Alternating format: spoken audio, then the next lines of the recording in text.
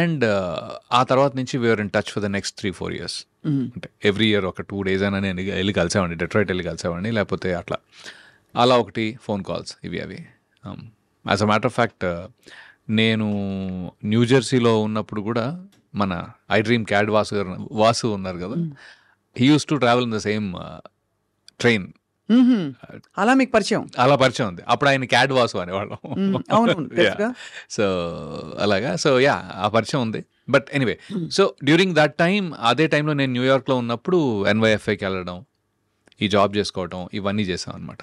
But US exposure కొంచెం change అవుతుంది కదా, మన ఒక different kind of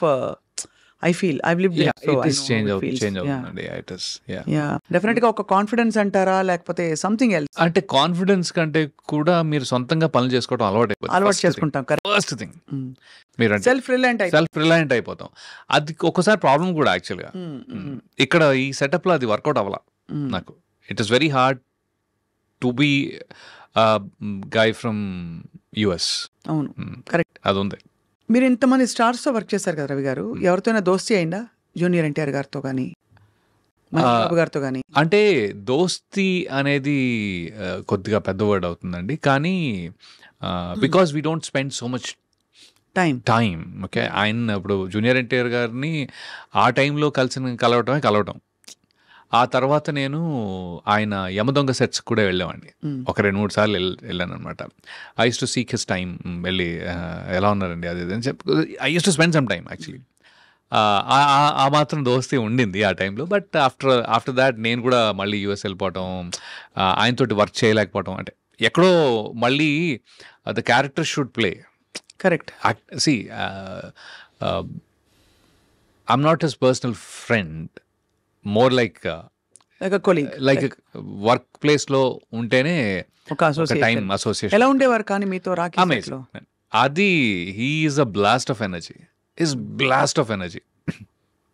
what you guys talk అంటే మామూలుగా, బికాస్ మీకు ఉంటుంది కదా, అంటే మీరు కానీ ఏం మాట్లాడుకుంటా, ఏంటో పాలిటిక్స్, వెదరా లేకపోతే ఇంకోట?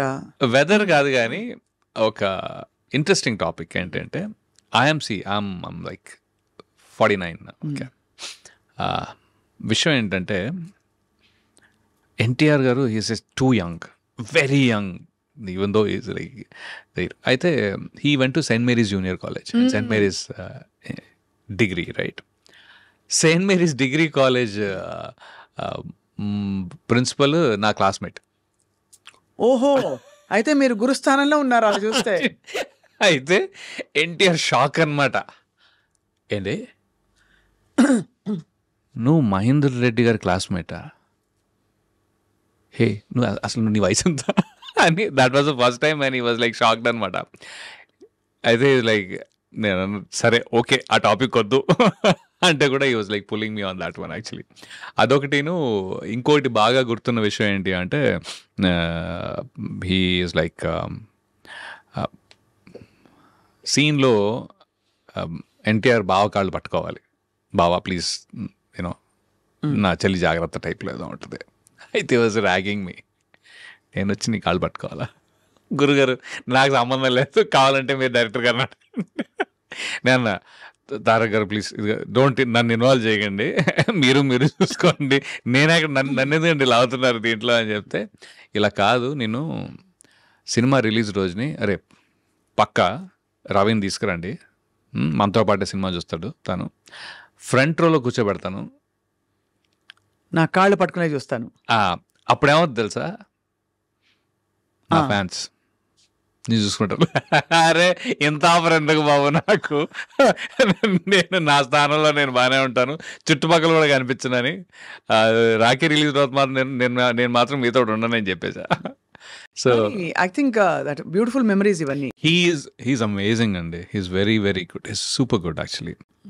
ఇంకోటి ఏంటంటే, I became his fan after the movie.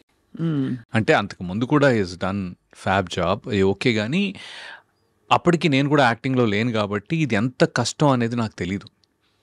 మైండ్లో ఏముంది చేయగలుగుతాం అంతేగా అన్నట్టు ఉంటుంది. బట్ ఒక సీన్, ఒక కెమెరా పెట్టిన తర్వాత how do you get in to as an actor, ఎలా, అది ఒక ప్రాసెస్ ఉంటుంది, ఇంత కష్టంగా ఉంటుంది. నాకు ముందు ఏమీ తెలియదండి యాక్చువల్లీ. సినిమా చేసేదాకా కూడా ఒకటే టేక్ ఉంటుంది అనుకున్నా. ఒకటే టేక్ ఉంటుంది, అది మనం చేసేస్తాం అయిపోద్ది అంతే కదా అని. బట్ నో, ఇది అసలు అంత సింపుల్ కానే కాదు. ఆ ప్రాసెస్లో మాస్టరీ చేసిన వాళ్ళు ఉంటారనేది తర్వాత అర్థమైంది. And he's like grand master. NTR amazing timing అన్నీ అంటే వాయిస్ మాడ్యులేషన్ నుంచి, ప్రెసెన్స్ నుంచి, టాపా ఎనర్జీ నుంచి, హీఈస్ మెమరీ నుంచి. I think I have become his fan as an actor. I've become his fan. In the current generation, I feel that he tops the list in terms of slipping into anything. I have heard behind the scenes stories lo చాలా మంది చెప్పారు నాకు ఈ విషయం. Tarak is like a league apart అని. అంటే see again, I will not. ఇప్పుడు everybody has a certain style. Okay. Tarak has layers. అంటే తన style it can go any which way. మీకు ఎలా కావాలంటే అలా వెళ్ళిపోద్ది, అంత ఫాస్ట్గా వెళ్ళిపోద్ది. ఇప్పుడు లైక్ మహేష్ బాబు గారు కానీ, పవన్ కళ్యాణ్ గారు కానీ, రామ్ చరణ్ గారు కానీ, they have their own style. మీరు అందరితో యాక్ట్ చేశాను. అయితే ఇప్పుడు మహేష్ బాబు గారు నాకు బాగా గుర్తుంది, సైనికుడి టైంలో అనుకోకుండా he had like one big dialogue, very emotional dialogue. అది చెప్పడం స్టార్ట్ చేసిన తర్వాత అనుకోకుండా ఏమైందంటే, పైన ఆర్ట్ వాళ్ళకి తెలీదు యాక్షన్ ఇక్కడ అని, వెనకాల ఒక బిల్డింగ్ మీద కొట్టే సౌండ్ ఉంది, దబ్బా దబ్బా దబ్బా దబ్బా సౌండ్ వెళ్తా ఉంది.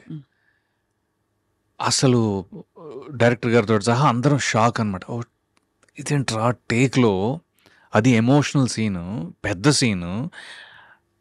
మహేష్ బాబు గారు హీ డిడ్ ఇట్. అలా చేస్తారా? అయిపోయింది take okay, because it came perfect. అసలు నేననేది ఏంటంటే, everybody is unique in their own way. For me wear Tarak is అంటే he's also he gets into anything that you want so very quickly, dynamic. And then I was really able to see that as a difference. నాకు major difference అక్కడ అనిపించింది. And ఇంకోవైపు భీమ్లా నాయక్లో పవన్ కళ్యాణ్ గారు ఆయనతో ఇక్కడ పనిచేసి నేను జల్సా చేశాను కదా first. So I had that experience more than this actually. And he is very unique on his own. He is self expressive. Is like is very light hearted first of all.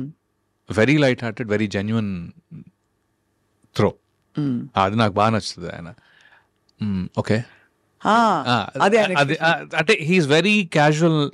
He takes the information and he exchanges that information. అది భలే అనిపించింది నాకు.